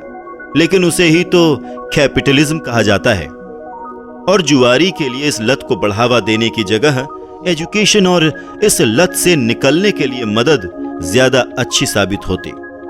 आपको यह बहुत कट्टर एग्जाम्पल लग सकता है, लेकिन लगभग सभी लोग अपना पैसा एक जुआरी की तरह ही मैनेज करते हैं, उसको बर्बाद करते हैं और सिर्फ इतना ही मोटिवेट होते हैं कि वो जिंदा रह सके। स्कूलों में रीडिस्ट्रीब्यूशन ऑफ वेल्थ से ज्यादा पैसे को मैनेज करने के तरीके पढ़ाने की जरूरत है। Lottery redistribution. National endowment for financial education की रिसर्च के हिसाब से 70% लोग जिनको अचानक से बहुत ज्यादा पैसा मिला था, उन्होंने वो पैसा कुछ ही सालों में गंवा दिया था। 44% लॉटरी विनर्स ने 5 साल के अंदर ही लॉटरी से जीती हुई सारी दौलत गंवा दी। 10 में से 9 लोगों का ऐसा मानना था कि उनकी तीसरी जनरेशन तक भी ये पैसे नहीं पहुंचेंगे। केवल 2% लोगों ने ये बात मानी कि वो लॉटरी जीतने के बाद पहले के मुकाबले कम खुश हैं। मैं दोबारा से ये बात कहता हूं, अगर आप वो पैसा मैनेज नहीं कर सकते जो आपके पास पहले से है तो आप आने वाले पैसे को भी गंवा देंगे। आप पहले बताए गए डेटा से समझ ही सकते हैं कि चाहे आपकी लॉटरी ही क्यों ना लगी हो, आप अगर पैसा मैनेज नहीं कर सकते तो आप उसको खो ही देंगे। हकीकत में रीडिस्ट्रीब्यूशन तो हो रहा है, लेकिन जब गरीब को पैसा अचानक से मिलता है और वो उसको हैंडल नहीं कर पाता तो वो वापस अमीर के पास ही चला जाता है। Production versus consumption. First world के वो लोग जिनके पास पैसे नहीं हैं, वो कुछ भी कंट्रीब्यूट नहीं करते हैं। वो लोग कोई सर्विस नहीं देते, कोई एंटरप्राइज नहीं बनाते और इकोनॉमी में भी कुछ कंट्रीब्यूट नहीं करते हैं। इस सेंस में गरीबी बहुत ज्यादा खुदगर्ज है और प्रोड्यूस करने से ज्यादा कंज्यूम कर लेती है। अमीर वो है जो कुछ ना कुछ ऑफर करता है, चाहे वो सर्विस हो चाहे प्रोडक्ट। गरीब वो है जो कंज्यूम करता रहता है और पैसे वेस्ट करता है। अमीर लोग गरीबों के लिए प्रोड्यूस करते हैं और इसीलिए उनके पास पैसा वापस चला जाता है। बहुत ज्यादा दौलत अच्छी वॉल्यूम में देश और दुनिया भर में बहुत ज्यादा प्रोडक्शन से आती है और गरीबी प्रोडक्शन और कंजम्पशन के बीच बचने वाले नेगेटिव डिफरेंस की वजह से आती है। अमीर नौकरियों के जरिए वैल्यू ऐड करके पैसे की वेलोसिटी और स्पीड बढ़ाकर टैक्स में कंट्रीब्यूट करके बिलीफ और इंस्पिरेशन से बहुत सारे लोगों को सर्विस देकर इकोनॉमी और एंटरप्राइज बनाते हैं। गरीब सरवाइव करने के लिए इन पर डिपेंड करते हैं। दुनिया की लगभग सारी दौलत ही प्राइवेट है। थॉमस पिकेटी की किताब कैपिटल के हिसाब से करीबन 99%, क्योंकि गरीबी अपनी प्रोडक्शन से ज्यादा कंज्यूम करती है। इसी वजह से ऐसा कहा जा सकता है कि प्रोड्यूसर्स ही वो सारे बेनिफिट्स फाइनेंस करते हैं जो गरीब कंज्यूमर्स को मिलते हैं। 80/20 के प्रिंसिपल के हिसाब से 20% ही 80% लोगों के लिए प्रोड्यूस करते हैं। जिस दिशा में ये चीज जा रही है उस हिसाब से अमीर और अमीर होते रहेंगे और गरीब। एक बार पैसे को मोमेंटम मिल जाता है तो उसकी दिशा बदलना बहुत मुश्किल हो जाता है और इसलिए शुरुआती वक्त में पैसा इकट्ठा करना थोड़ा मुश्किल होता है, लेकिन जब आप अच्छा खासा वक्त लगाकर थोड़ा बहुत इकट्ठा कर लेते हैं तो थोड़ा आसान हो जाता है। रीडिस्ट्रीब्यूशन ऑफ वेल्थ को काम करने के लिए कंज्यूमर्स को जिम्मेदारी उठानी होगी कि वो ज्यादा प्रोड्यूस करें और कंज्यूम कम करें। अगर आप एक नशे में पड़े इंसान को पैसा देते हो तो आप जानते हो कि आपका पैसा कहां जाएगा। वैसे ही अगर आप पैसा उसको देते हो जिसे पैसे की समझ ही नहीं है और वो उसे मैनेज कर ही नहीं सकता तो वो भी उसके हाथ से चला जाएगा।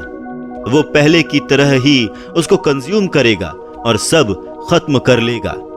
अगर एक प्रोड्यूसर को पैसा मिलता है तो वो उसको इन्वेस्ट करेगा और उससे चीजें प्रोड्यूस करेगा।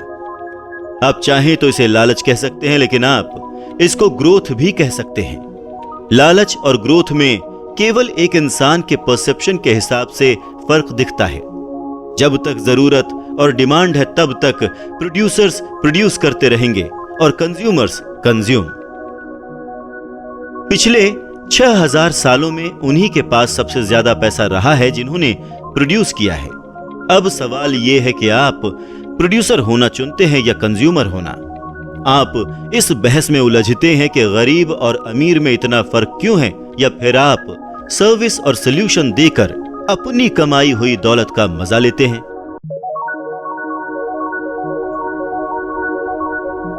There is not enough money। मैं पहले बहुत सारे डिजाइनर कपड़े खरीदता था। मेरे डैड कहते थे कि मैं एक बार में केवल एक जोड़ी जूते ही ले सकता था, पर मुझे तो जेफरी वेस्ट्स के कम से कम 10 जोड़ी जूते चाहिए थे। मैं ये खरीदना अफोर्ड नहीं कर सकता था। जब मैं अपने मॉम डैड के पब में काम करता था तब हर हफ्ते मैं कुछ पैसे कमा लेता था।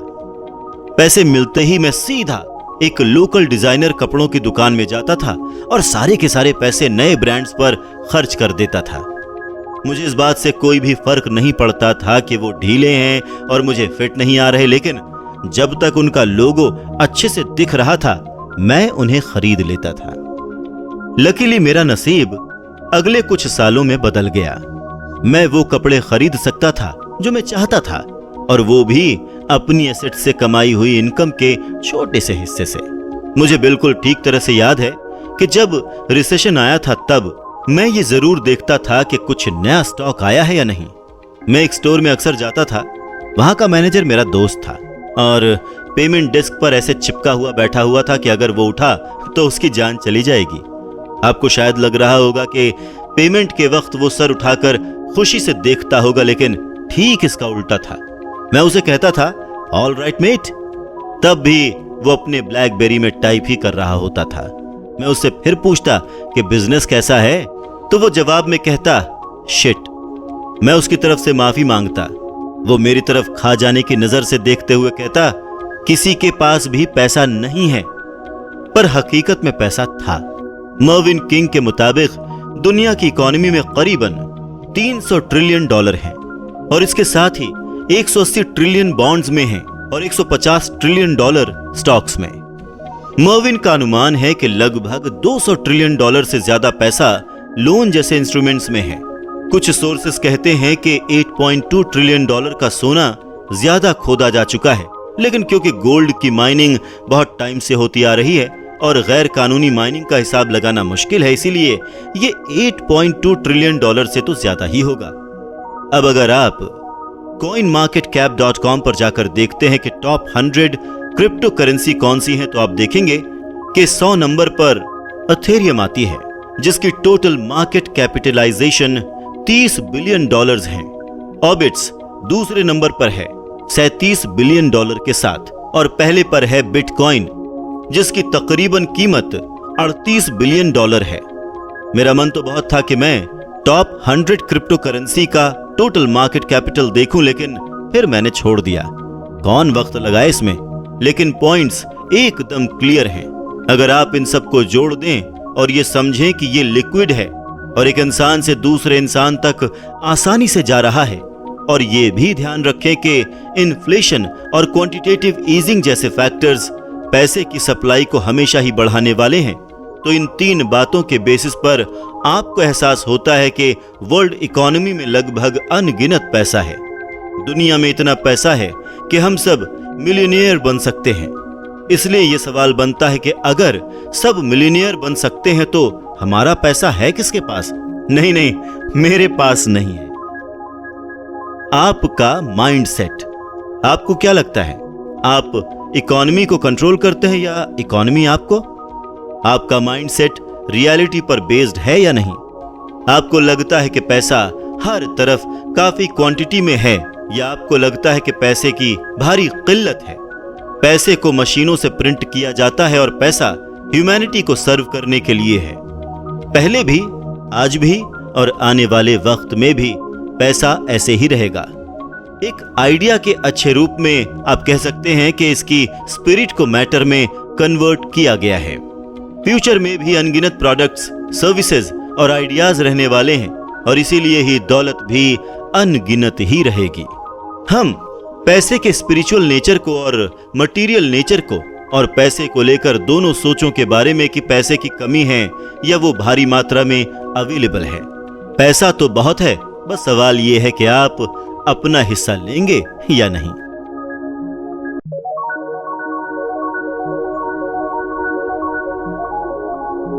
Making money is hard. अगर एक इंसान पैसा बना सकता है तो हर कोई पैसा बना सकता है। एक पल के लिए मान लेते हैं कि आप नेचर में ज्यादा विश्वास रखते हैं और आप ये भी मानते हैं कि कुछ लोग चाहे कितनी भी कोशिश कर लें, वो कुछ चीजें नहीं कर पाएंगे। आप चाहे तो ये मान सकते हैं कि ये टैलेंट है या फिर जीन्स के अंदर कुछ स्पेशल है। लेकिन पैसे बनाने के बारे में अच्छी बात यह है कि कोई भी ये कर सकता है। आप कैसे हैं और आपकी समझ कैसी है, इस बात से कोई फर्क नहीं पड़ता। आप कोई भी सब्जेक्ट उठा सकते हैं और ये देख सकते हैं कि एक इंसान जिसके पास कोई सुपर ह्यूमन कैपेबिलिटी नहीं है, वो अपनी अजीब से अजीब हॉबी और टाइम पास से अपनी रोजी रोटी चला सकता है और दौलत भी खड़ी कर सकता है। पैसा बनाना सीखा जा सकता है। इसका एक फॉर्मूला है। इसका मतलब है कि आप ये भी देख सकते हैं कि दूसरे लोग पैसा कैसे बनाते हैं और उनके बीच में कॉमन क्या है। एक बार आपको यह समझ में आ गया कि यह सिस्टम कैसे काम करता है और इन कॉमन चीजों को कैसे देखना है, तो आपके लिए भी पैसा बनाना बहुत आसान हो जाएगा। आपके लिए सबसे बड़ा चैलेंज ये है कि आपको बहुत सारे देश एक साथ टैकल नहीं करने। पैसा बनाना बहुत आसान है। आप अपने आप को कभी भी इस भ्रम में मत रखिएगा कि पैसा बनाना मुश्किल है। आप 21वीं सदी के एक टेक गीक टीनेजर को इमेजिन कीजिए। आपको वाईफाई कहीं से भी मिल सकता है। आप अपने पेरेंट्स के कंप्यूटर से एक ईबे अकाउंट बना सकते हैं और वहां पर उनके सामान को भेज सकते हैं बिना किसी फीस के। आप हारग्रीव्स लैंसडाउन ऐप पर क्राउड फंडिंग के जरिए फाइनेंस रेज कर सकते हैं, जिसके लिए आपको किकस्टार्टर को अपनी इक्विटी देने की भी जरूरत नहीं है। आप सिर्फ 5 मिनट में वर्चुअली कोई भी बिजनेस सेटअप कर सकते हैं। आपको स्टॉक भी नहीं रखना है, न ही आपको बहुत ज्यादा कैपिटल लगाना है और न ही कोई स्टाफ रखना है जिसको पैसे देने पड़े। आप एक फ्री वेब होस्टिंग अकाउंट के जरिए यह सारा काम कर सकते हैं और इसके लिए आपको बहुत बड़ी जगह की भी जरूरत नहीं है। आप LinkedIn, YouTube, Instagram, Facebook, Twitter, WhatsApp, Pinterest, इन सारी सोशल मीडिया एप्लीकेशंस पर अपना फ्री अकाउंट बनाकर हजारों लाखों लोगों तक चुटकियों में पहुंच सकते हैं।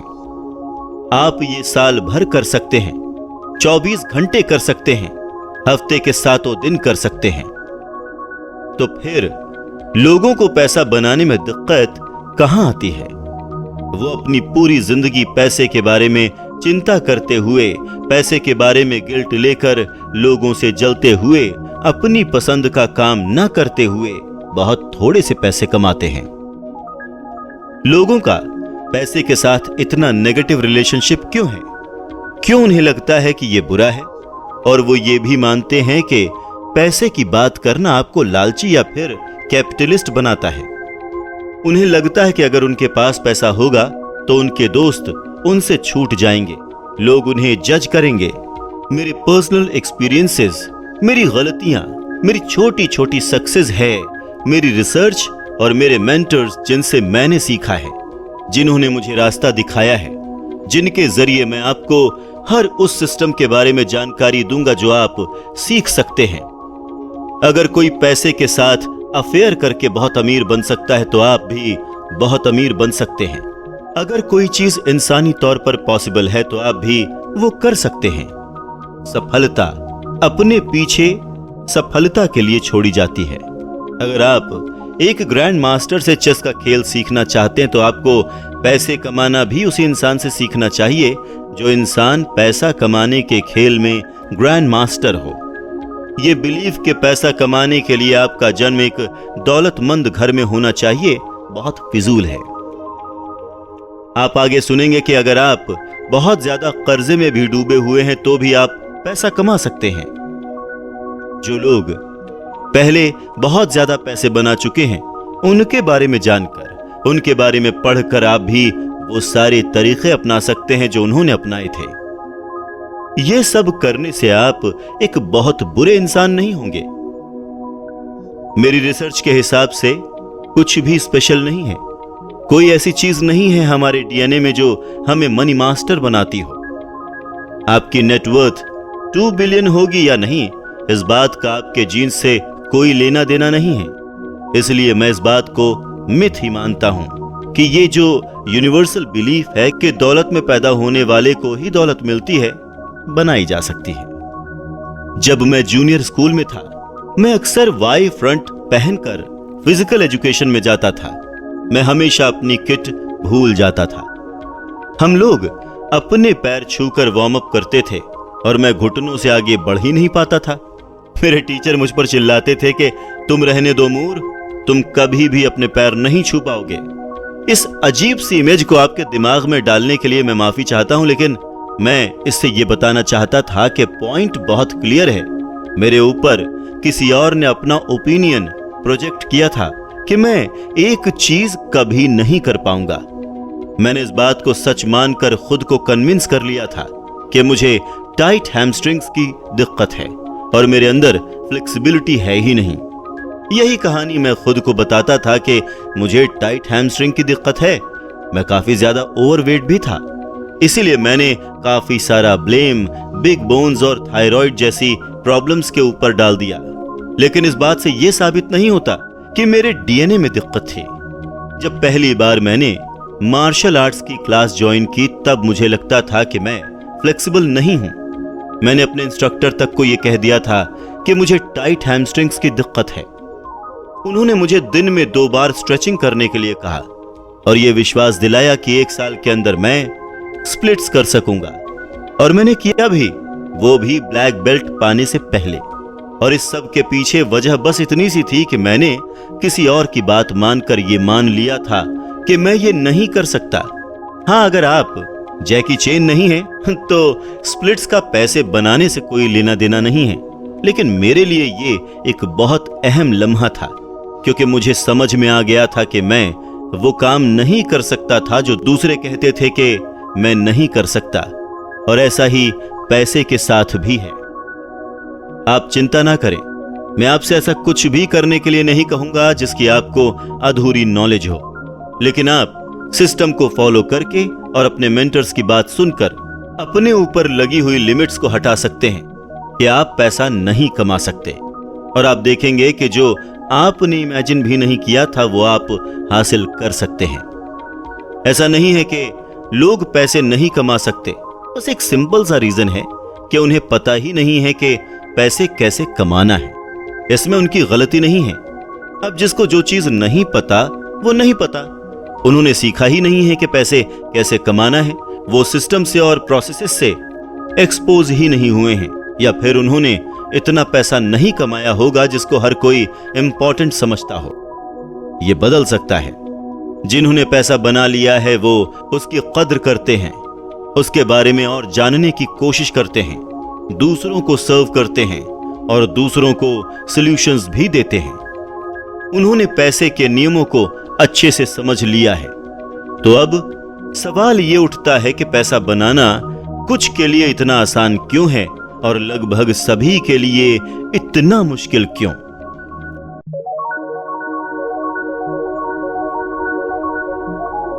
Easy to do, easy not to do. जब मैंने जिम रॉन को ही पहली बार कहते हुए सुना था, it is easy to do and easy not to do, ये एक बहुत जरूरी लेसन था।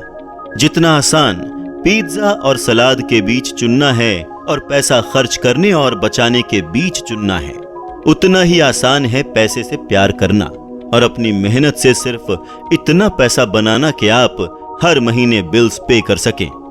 आपको बहुत सारे सैक्रिफाइसेस करने पड़ेंगे। आपको किसी भी चीज की शुरुआत में बहुत मेहनत करनी पड़ेगी। शायद आपकी सोसाइटी और आपकी अपब्रिंगिंग इस बात पर आपको विश्वास ना करने दे।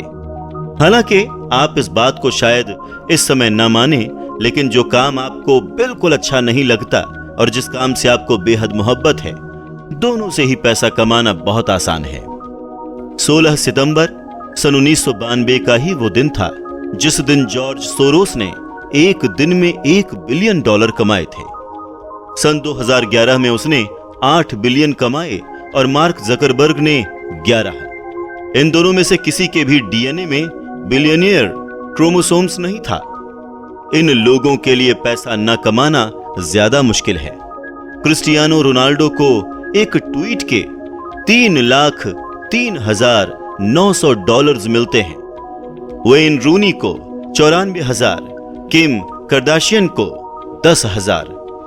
आप इस किताब में आगे देखेंगे कि कुछ लोग पैसा सेहत के लिए बना रहे हैं कि वो दान कर सकें, और कुछ लोग इतना ज्यादा पैसा कमा रहे हैं कि वो चाहे जितना दान करें पर वो खत्म ही नहीं हो।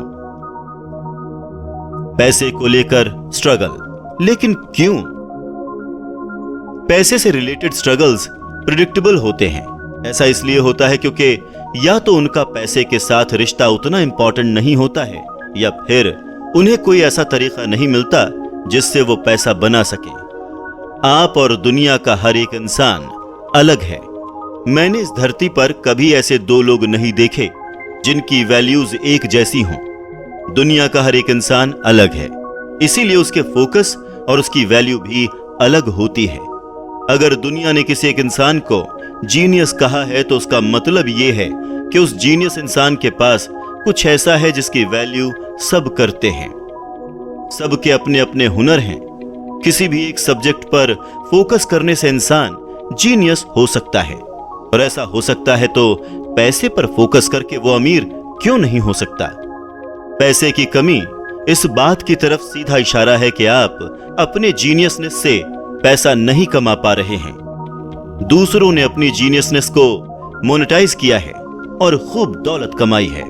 तो पहला कदम आपके लिए यह है कि आप एक्सेप्ट करें कि आप जीनियस हैं और आप इससे पैसा भी कमा सकते हैं।